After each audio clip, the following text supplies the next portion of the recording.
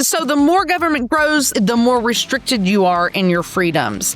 And government's responsibility is to protect our rights, not to infringe on them. And so the more laws there are, the more government there is, the less freedom we have.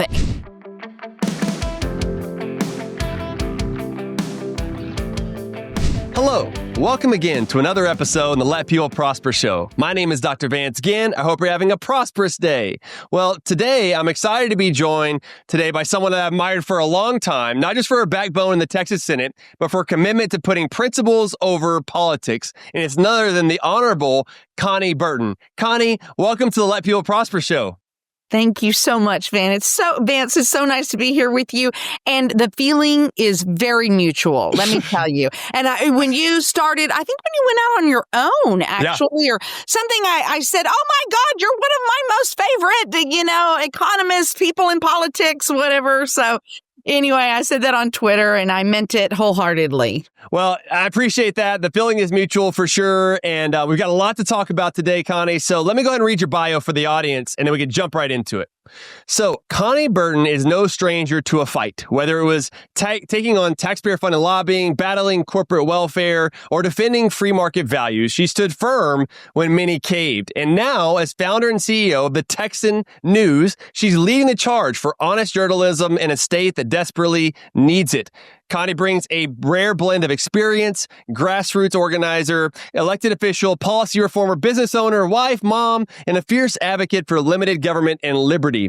Her voice is as clear and principled today as it was on the Senate floor, and I'm thrilled to have her on the Let People Prosper show. And Konni, I was saying that, we were talking yesterday, and one of the things that always comes to mind for me about you is that it reminds me of Margaret Thatcher. You remind me of her, she would always go around with Hayek's The Road to Serfdom, and I could just see you doing that, wherever you're at, and like hitting people over the head with it.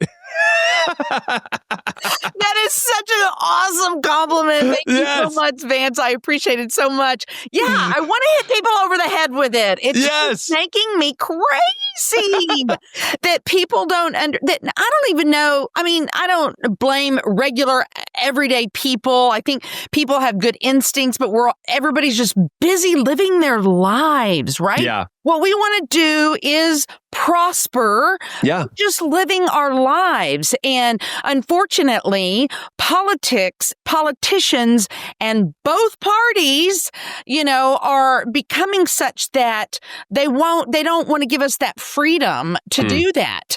And they know better. I know they know better. Some of them don't, but some of them do. And they just feel like they have to do things in order to allow us to prosper. And they don't. They don't. And so, as you can see, this is kind of part of why I'm doing what I'm doing. But Yeah. And it's interesting, too. I think oftentimes government and politicians should give nothing a chance. To your point, they always want to do something, maybe give nothing a chance. And so we got a lot to talk about today. And but let's start here, like I do with all the guests, Konni. Let me ask you the first question. Why do you do what you do every day? Which may actually go into that, but is there what's more to it? I was like most people, and I just kind of touched on, I was like most people and just raising a family. I had my own wedding consulting business. I graduated with a marketing degree, had my own, I went outside, got a job with an outside company. And then I decided I just want to do something on my own. I had my own wedding consulting business. Then we had children. And so I was a stay-at-home mom. And, you're just living your life, right? Yeah. And I was one of those that was voting Republican all the time, thinking that they were doing the things that they said they were doing. And honestly, it was during the Tea Party movement, a very organic movement of people across the country that all of a sudden went, wait, what are we doing? It was Rick Santelli that had the big famous rant. Yes. We need to have another Tea Party movement, and that kind of spurred it on. But it was happening, organically previous to that. Obviously, just somebody saying that isn't going to cause it to happen. And it was, during George W.'s second term, and he was bailing out private industry, expanding Medicaid, doing all these things that was like, wait a minute, Republicans shouldn't be doing this. And so I don't really know why at that time, that there were so many of us that just like woke up to what was happening. And so, it was definitely a movement for fiscal responsibility, personal responsibility, limited government, taxed enough already, kind of a thing, and so it was a beautiful organic movement of, we don't really care who's in office. This isn't going the way that we thought it should. And of course, then, most of the media, national media, very, very biased national media made it into something, racist, all about Obama, but it started before Obama, got into office. But of course, once he got into office, everything went into overdrive, right? And so it just spurred it even more. So it was just, a bunch of people across the country that just were very frustrated with government growing and spending and getting out of control. And at that time, it was wonderful. We had a very, mission. We came together for specific principles that honestly the Republican Party had always said it stood for. Yeah. So this isn't something that we just made up out of the blue, Right.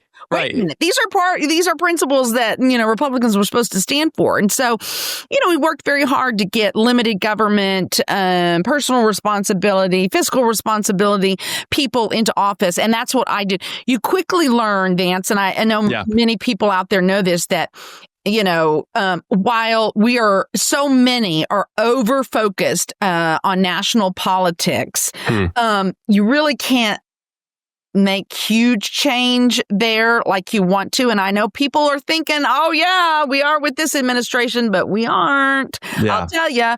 But anyway, really what you need to do is focus locally and at the state level. I learned that very early on in the movement. And so kind of turned to being an activist toward, okay, let's work at home. I mean, that's where we need to make the most, we can make the most progress. And so I just helped people, vetted them, helped people to get elected locally. And before I go on, I'll let you continue. Well, no, that's all good stuff. And I just wonder, like, too, kind of starting back a little bit further, I guess, is where did you grow up? Like, kind of, did some of your upbringing get you into more of this free market mindset that you have today? Or how did all that come about?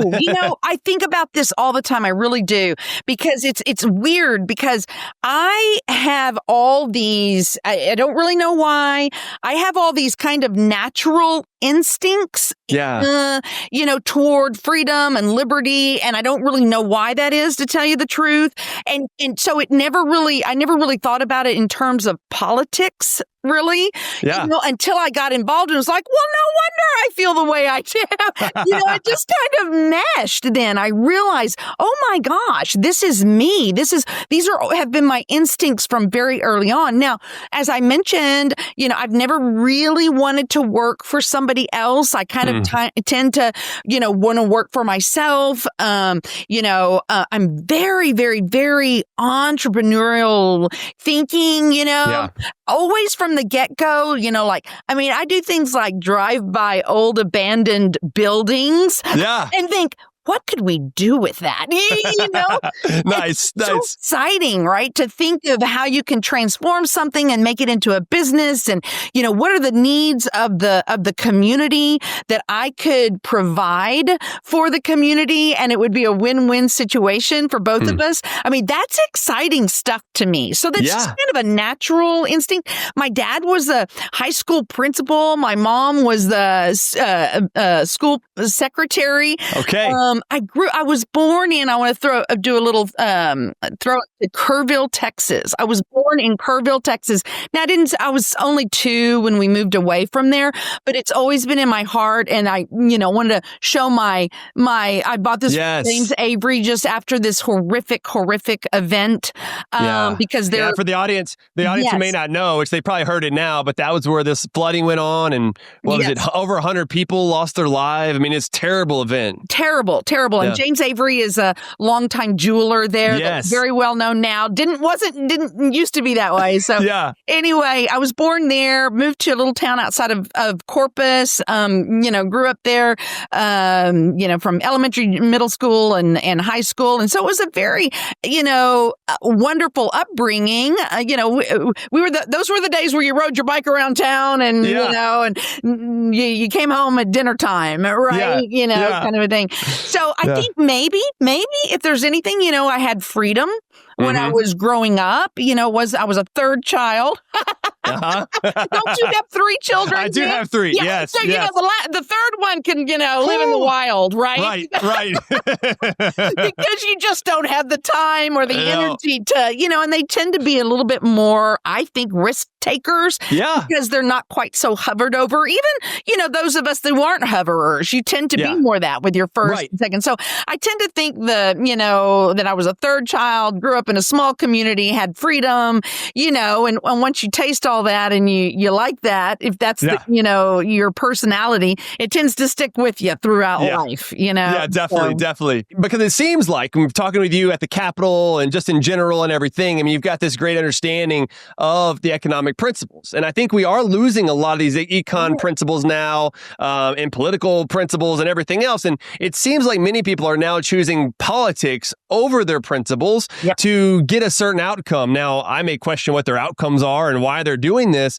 but it really does seem like more of the incentives. I remember Milton Friedman, he always said you want to have the right incentives in place so the wrong people will do the right thing. That's right. And it seems like, we're all wrong people. We're all fallible in some sense. Right. And we're saved through Christ Jesus and all those things. That's right. But it just seems like we're heading in a direction that I'm feeling internally, whether it be in Texas, whether it be in Round Rock where I live, or across the country, that is heading more towards big government. And it really is frustrating. And I felt your frustration on this as well. But kind of where's your head been?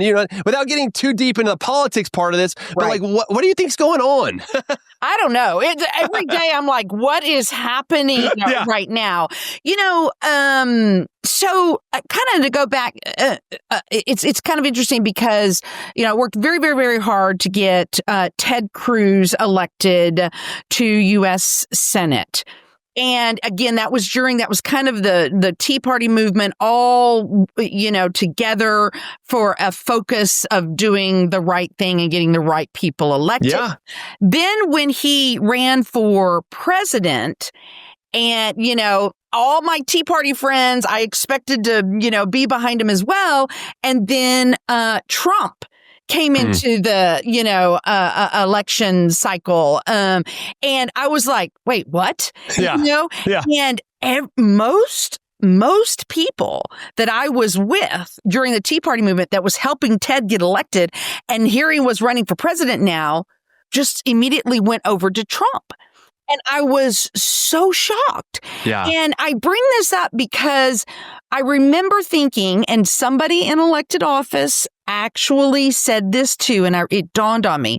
It's like, obviously we were, I don't want to say this in the way that it sounds because we weren't, but certainly people were angry. We knew people were angry, and certainly we were using that anger to further getting good people elected. And when we saw them shift over to Trump, because he says it like he tells it like it is, which is a strange reason in my mind, to go to somebody like that when you don't know at the time his political philosophy, right? Yeah. And so it was only afterwards that he got elected that I went, okay, we knew everybody was angry. I was angry. This elected official who I trust and love said, we knew everybody was angry, but we didn't know they were that angry. Mm-hmm. Right? And so and I get it, right? We get it. But, and I praise Trump on things that he's doing right. And there are things that he's doing right and well. And I voted for him each time too, right?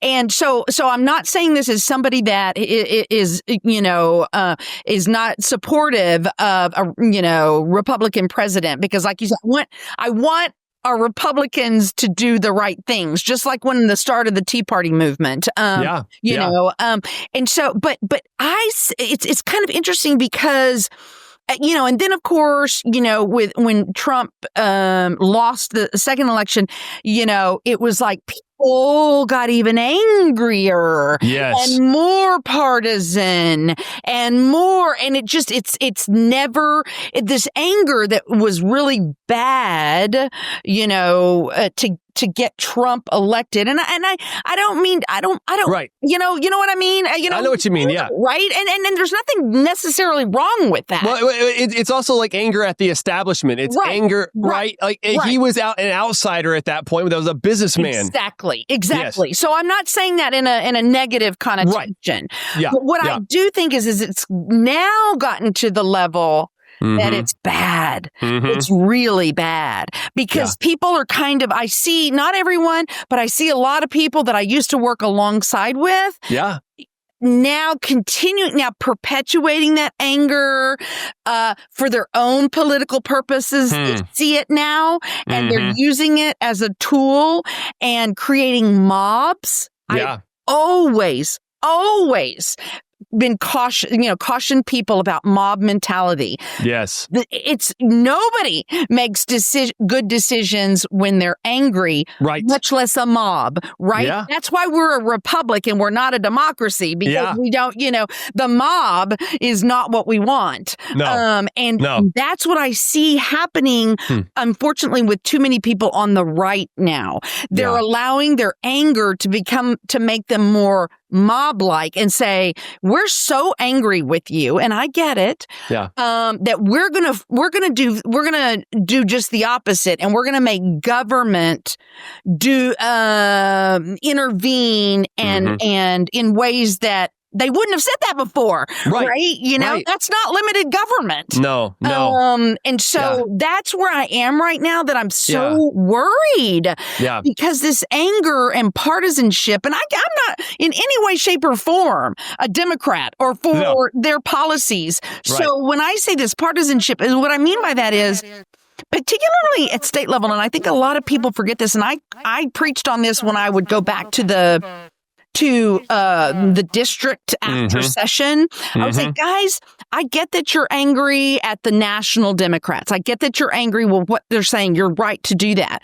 But in Texas, at the state level, there's a lot more stuff that we are together on than we're not. When you're talking water policy, when you're talking roads, when you're talking, there's a lot of things that we can be together on, and you shouldn't demonize, every Democrat because we work with them sometimes on really good legislation that you would support, know? Right. They're not the same as the national Democrats. No, definitely not. And right now, and we're recording this on August 12th, the Democrats have ran here in Texas. And so there's not a quorum, so they can't really do anything during this special session. It's probably going to end soon, probably this Friday. And then Governor Abbott's going to call another one to come in. But you're right. I mean, this is about redistricting, so it's a big issue. I think the National Democrats, the party, is trying to make Texas a case study of what they could do across the country,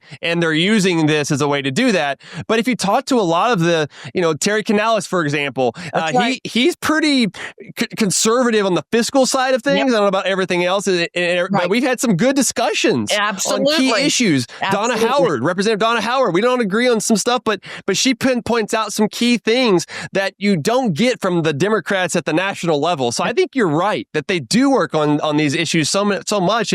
But I'm also concerned about the direction that's going, like we said, like in Texas and across the country, because it's become an issue of if we have the right person in charge, then they can do a good job. And that's with Trump. That's with so many others that are going on. And even as someone who worked in the first Trump administration, there was a lot that I was banging my head on, whether it be tariffs, whether it be, other types of government spending. Oh my gosh, we couldn't get Trump to care about spending, even though I like the Tax Cuts and Jobs Act. And I think there's good stuff with the One Big Beautiful Bill. I don't like everything in there, but there's some good stuff in there. That's right. But these are big issues. And one of the, as you know, Connie, one of my main things is always government spending. Right. That's the true burden of the government on us. And if we take our eyes off of that, we're not going to see a good future for freedom and prosperity. And in Texas, just over the last 2 budget cycles, they've increased the budget by 40%.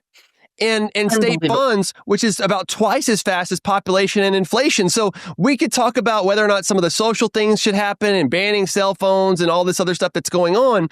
But when you have that much of a growth in government coming from government spending, meaning more regulators and everything else, we're not going to be as prosperous, don't you think? Absolutely. I was just going to say, if government spends more, they grow. Yes, that's just how it is. So you're hiring more government employees. You're doing more studies. You're doing more things.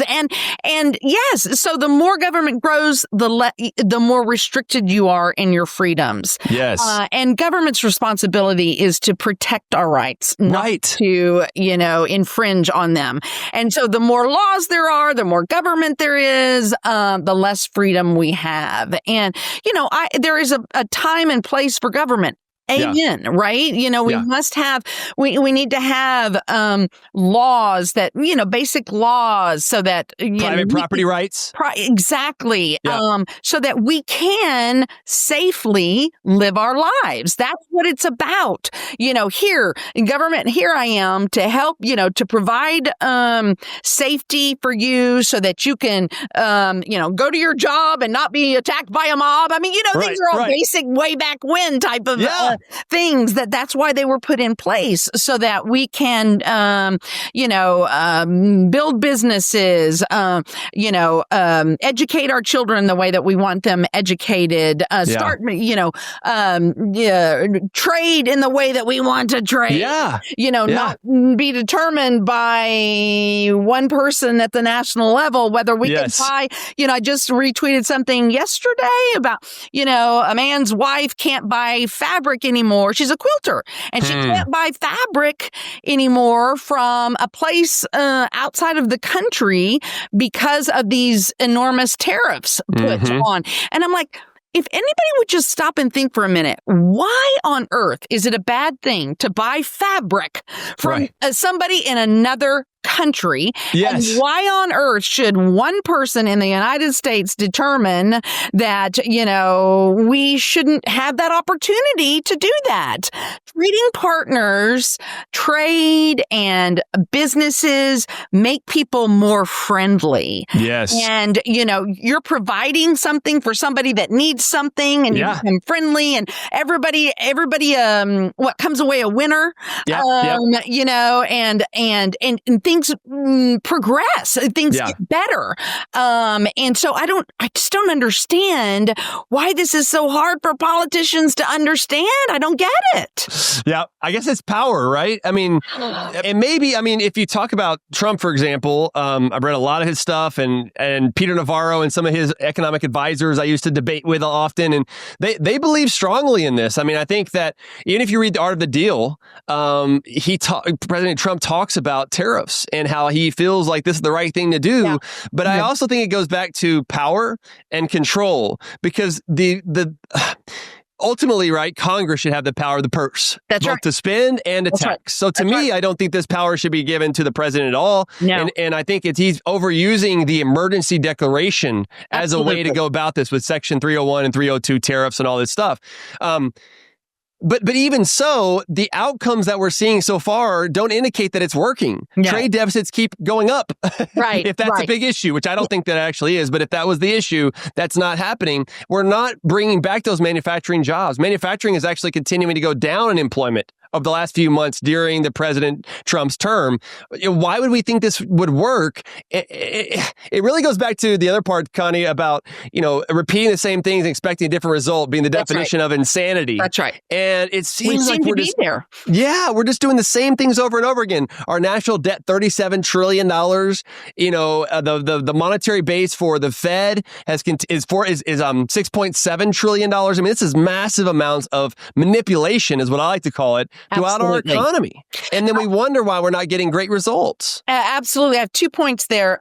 One is I never forget when I started running, which I don't even know when that would be now. Years to me, they go flying by so fast that I tend to forget. But I remember on the campaign trail telling people we are $16 trillion in debt. Oh, wow. Yeah. What did you just say it was? 37 trillion. 7. And I was horrified. It was part of why I was running. It was like, this is unsustainable. I want to make Texas strong because this is unsustainable, what's happening at the national level. And so I still feel that way. Yeah. Here's the other point I want to make that I think so many people will disagree with me. I don't think you will. Yeah. But people, and I kept cautioning people about this for years and years. We need a businessman. We need a business person to run the government. And I was like, I get their idea, right? I get it. They want to be able to fire people, when they do bad jobs. That's understandable. And yes, we should do that, right? Yeah. There are problems in government where you just, people just stay on regardless if they do a good job or a bad job. So, in those respects, I understand what they're saying. But, you mentioning how, what were you just saying just a minute ago about tariffs and control? Yes. It's that, I think what happens when you have a business person in that job is they tend to think government is a business, and it isn't. Mm-hmm. You can't run it the same. You can't say, I'm going to do this today and I'm going to do it by, some vague code. Yeah. Because that's not how government is set up. It's purposefully set up with checks and balances. And this is why Congress should be the only one to pass, taxes and tariffs and those kinds of things. But it's not being done that way. And that's a problem. Yeah. We elect our representatives for a reason. Right. And yet they're doing less and less, I know that it sounds nice having a business person run government, but when they run afoul of how our system operates, that's a problem. And I tend to think that Trump sees it that way. That it's a business, it's not a government with checks and balances, and we have to have that. Yeah. The reason I say this is because I don't want the Democrats, and we know they are. They're going to do all of this stuff when they get in power, and they will get back in power. And we won't have a leg to stand on to stop it because we've participated in these non-governmental actions by, different, and I'm not just talking about Trump. There's, many of them, right? And so, I know people, and kind of to touch back on this, we talked about it a little bit earlier, this anger on the right is causing people to say, well, the Democrats would do it, so we're just going to do it too. Yes. The ends justify the means. Yes. The ends justify the means is very much, I see, common on the right now as it's always been on the left. Yep. And I don't believe that. I don't think that's ever a philosophy I get it. I get it. Sometimes I want to do it too. Yeah. But at the same time, no. No. Yeah. And Connie, you brought up a lot of great points, as usual. I think I wrote something recently about the art of the deal, even with Trump, is that maybe the art of the deal works well. Like basically you want to go as far as you can and then bring it back, right? Yeah. That's really the art of the deal. And maybe that works well in business, although you can make the argument that Trump went through bankruptcy multiple times. Many of his businesses have failed. But look, failure is also what we can learn from. I failed a lot. I continue to fail. So you continue to learn. But those deals only affect your business and your employees. That's right. These deals that are being made at the political level with other countries and things of that nature from one person almost by fiat, that creates many more distortions through the economy. That's not just their business, but millions of businesses, millions of people, maybe even billions of people. That's right. And so it's not apples to apples sort of comparison to see what works in one setting to then work in another. That's perfect. I don't see that works. Those are great points to bring up as well. I totally agree. And remember back in the day, Vance, when Republicans used to be for, we don't want somebody up in D.C. telling us how to, do things here in Texas. We used to be very 10th Amendment oriented, and I'm not seeing that anymore, at all. It's basically like, what's Abbott going to do, or what's Trump going to do next? So then Abbott can follow. Right. Or, we all have all these things going on. And I'm hopeful that we're still learning. I mean, it's one reason why I do this podcast. It's one reason why I do what I do with Ginn Economic Consulting and everything else, because I'm trying to get us back to the basics and understand that it's about us. It's about people. That's how we let people prosper, is to allow them to have the freedom the ability that's going to be what's best for them. I believe that my God-given calling was to let people prosper. That's why I do what I do. And I hope that more people will see that it's not one politician. It's not one person like this. No. It really takes a village. It takes all of us to come together to have these mutually beneficial exchanges in the marketplace. That's right. Exactly. And capitalism. Yes. Capitalism is what makes us. It is the most beautiful system on the face of the earth. It is so beautiful. If we just capitalism doesn't look at color, race, ethnicity, religion. It doesn't care. And I always talked about that when I would go back to the district, particularly, I have to say, in minority areas where, I would say, if they were claiming, racism about this or that, I'm saying capitalism doesn't see any of that. Don't let that hinder you. Don't let that be what am I trying to say? A reason that you don't, think you can prosper, right? Don't do that. Don't say, people are racist. They're not going to. I'm like, no, nobody cares. If you have a product or service that you can sell to people, they don't care. No. They will buy it, and you too can benefit from it. Exactly. It reminds me of a comment of Michael Jordan, because Michael Jordan, whenever he was selling his Nike sneakers, they said, well, why don't you speak out more? Kind of like LeBron James does on political stuff. And this is back in the day, though, of course, before LeBron James was playing. Right. But he said, you know what? Democrats and Republicans both buy my shoes.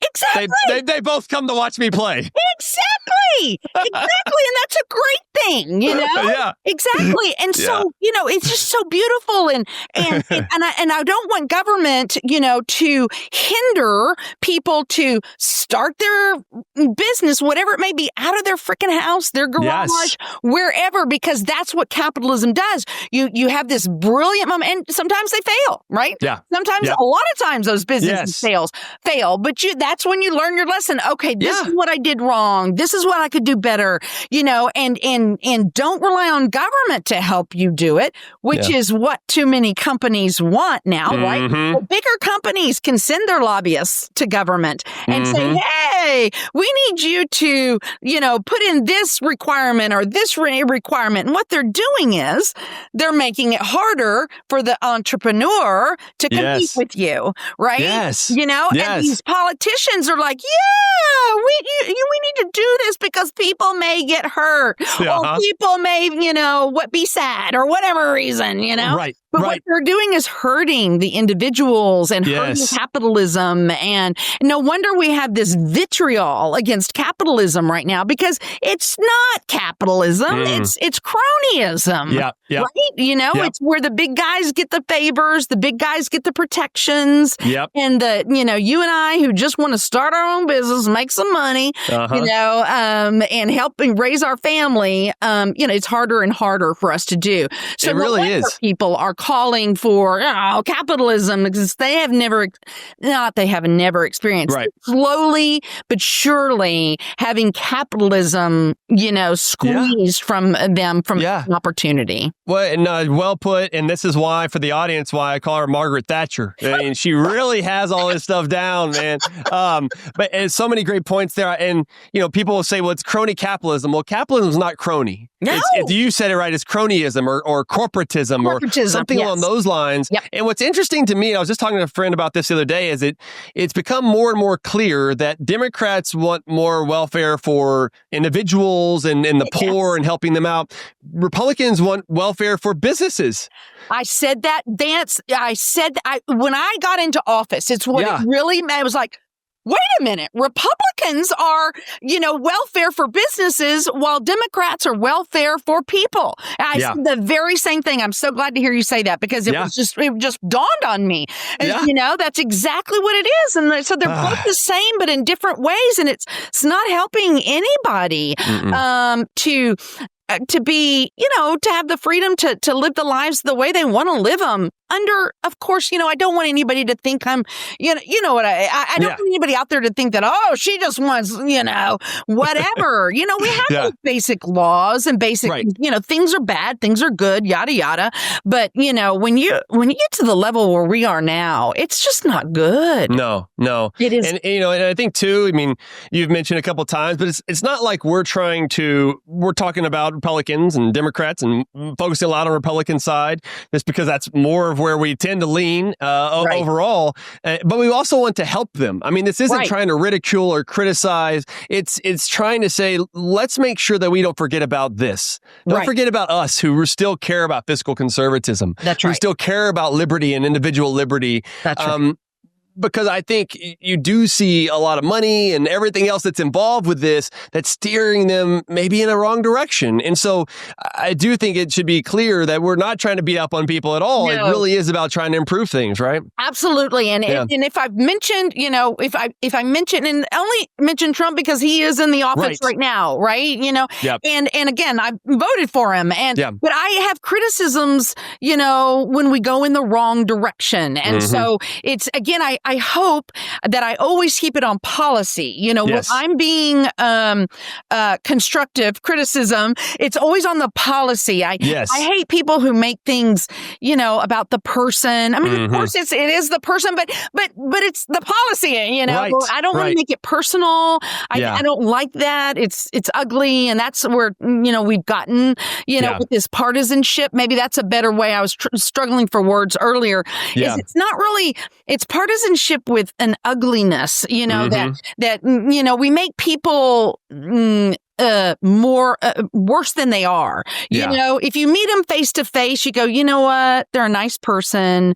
We disagree vehemently on these issues, and I think they're very wrong. But they're not this evil person sent from Soros, funded by Soros, from, how all these conspiracies, right? In our minds, what I notice so much is how people are in their minds are making people worse than they are. While our situation is not good, it's because of the policies. And let's talk about the policies and not really focus on the person and dehumanize people. Let's try to make things better. I think we can all work toward, a better state and by working together and proving by how our policies work and not demonizing everybody, all the time. Amen. Well, as we're wrapping up and everything, I really want to give you a chance, too, to talk about the great work you're doing at the Texan News. Yes. And I'm a subscriber, and I really enjoy reading everything that y'all have put out. But, thank you. How are you enjoying that these days? And give us a little bit of overview for the audience about what you're working on there. Yeah. So I unfortunately lost my Senate election in the Beto wave. And many people are probably familiar with that. That was the year that Beto ran against Ted. It was Trump's first election. Many white suburban women left the Republican Party. I think when they came back the second time and helped Trump to win. But that first election cycle was brutal. Yeah. And so I lost that election. And my husband, who had, unfortunately had to sit silently watching everything that was happening around. It's easier to be the one in the mess than having to watch the person person, in the mess. Right. And he was so frustrated with, and I was too, obviously, with media, having been somebody that came up in the Tea Party movement and see it, called a racist movement and literally been at these little,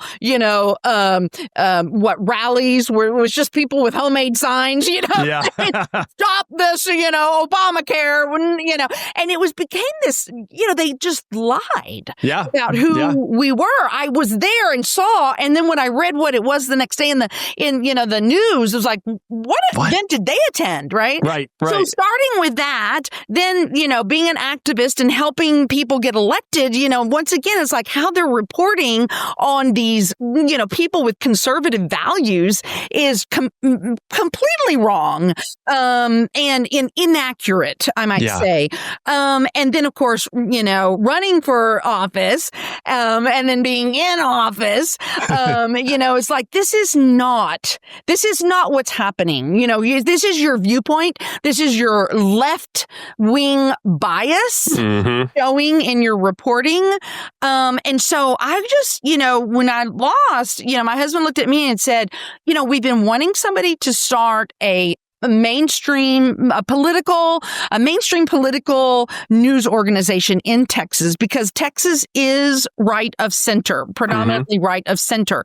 And yet we have all of these local newspapers along with political news organizations who are all left of center. Yeah. So we're getting our information from these biased viewpoints and, things like, they'll use phrases. And now I can say this. It wasn't quite this bad even 6 years ago before I started the Texan, and I'll get on that here in a second. But, they use phrases, what is it? Transgender care, for instance, which is like, what the hell is that, first of all? Right. And what I've noticed is the left, activists on the left can create a terminology, to soften what it is. Like abortion is, what is it? Healthcare, pre-reproductive healthcare. Yes. Healthcare, right? They don't say abortion. They say reproductive healthcare. Well, those of us on the right who stand for life, from conception to natural death, know that ending the life in the womb is not reproductive health care. That's not health care, right? Yeah. But the left activists come up with this language so to soften it. And then what happens is the media, since they're left wing, picks up these phrases and starts normalizing them. Yeah. So you have people out there that go, why aren't these Republicans for reproductive health care? Like, well, we're for that, whatever that is, but we are against abortion. Yeah. Right? So when you use the language that is, so anyway, it's all this kind of stuff, that I've seen for years and years. So we started the Texan.news is the URL. And what I like to tell people is we're not the ones using activist language. In fact, we're not a right-wing news site. We are a news site that reports the news like the media is supposed to do. Right? That's all we're doing. We are not the activists here. No. So when we use abortion, we're not throwing red meat out. We're just trying to help people to understand, okay, this is about abortion. It's not about some strange term, reproductive health care. That only helps people to understand what the issue is we're talking about.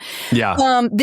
Trans or the care, what I already forgot the term. Reproductive care? Yes. No.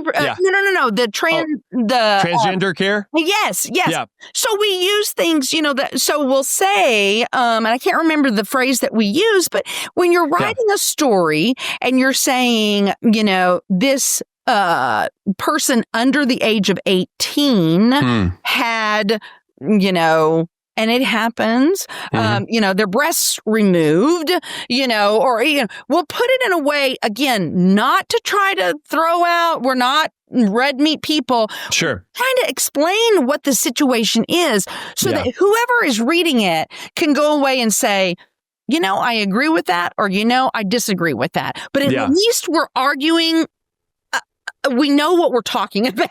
Yeah. Right? Yeah, right? Yeah. Because before, the left-wing media wants to push you to a particular end thinking, right?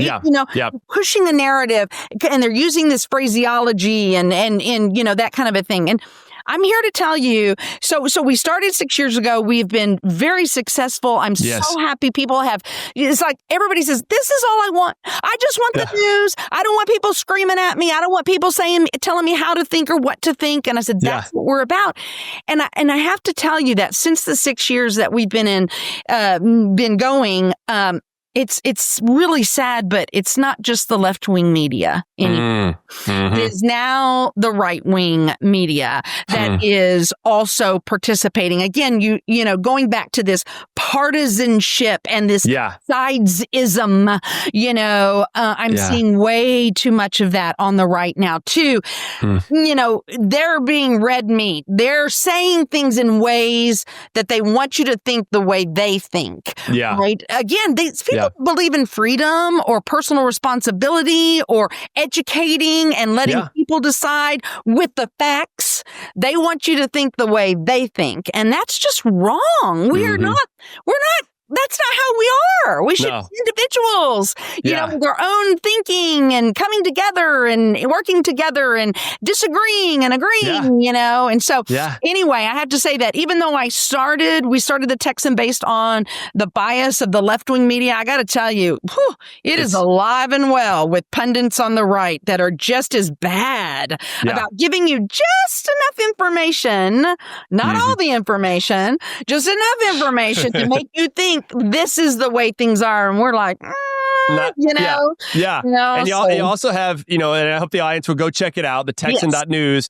There's also a lot of great podcasts. Yes. You got a great staff as well. Oh my God, they're so awesome. And they understand their mission and they love it. And frankly, sometimes it's a little hard, when we have a new reporter on and then but then they get it and they're like, it's like this freedom, it's like, then they read other people like, that's not, that's, they're trying to push a narrative. They're not just reporting the facts. And so we have podcasts. They each have a newsletter that comes out. Each one has one every day of the week. We've got, courts and what's going on within the Texas Ledge. And then we've got one that talks about the ripple effects of laws and how they affect everybody. I mean, they're wonderful. And you can pick and choose what you want and what you don't want, so that you don't get burdened with too much information.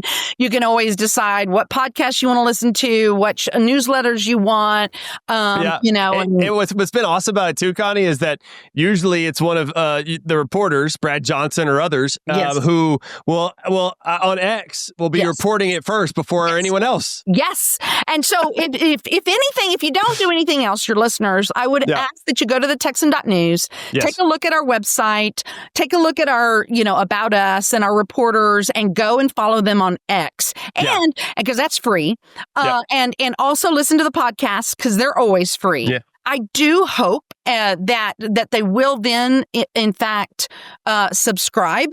Yeah. We are a subscription. I don't like it. I wish we weren't, but it's just my husband and I who are funding this organization, and it's not easy. Right. It costs a lot of money.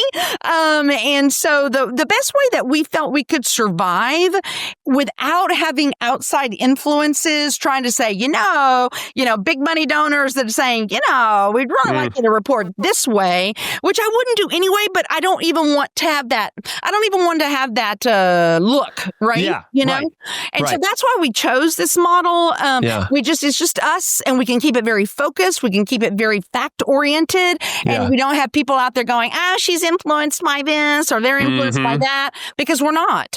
We just influence. We just want to get information out. We believe people are big kids. And they can make up their own minds on things. I really do. I don't mind people having information. I think that's a good thing. So I hope that people do eventually subscribe. I think our lowest, I think if you do a year, I think it's like $7, $8, $9 a month. I can't even remember now. So it's not bad. It's like a couple cups of coffee a month, you know, and it really helps us to kind of keep it going and expand when we can as well. So no, I love it. I read it every day. So I'm hopeful the audience will also go do that. And thank you. You know, it's always a breath of fresh air, Connie, to talk to you. We haven't seen each other in a while, so hope we can remedy that soon. Yes. But I really appreciate everything you're doing and for being on the podcast. And just God bless you and your family. And I look forward to more prosperity in your life. Thank you so much, Vance. It's been an honor to be on with you. I just love being with like-minded people. Amen. Amen. Well, same to you, Connie. Thank you. For the audience, thank y'all for joining us today. Go check out the Texan.news, become a subscriber, and find out more information about what Connie and their great team is working on. And hopefully, too, you've heard kind of what some frustrations are among the, you know, what's happening in politics and policy. But let's make sure that we have principles first. And that's what I believe that Connie's working on, I'm working on, and many others are as well. So please share this with your friends and family. Remember, you can find more information at vanceginn.com or go to my Substack newsletter, vanceginn.substack.com. And until next time, God bless you and let people prosper.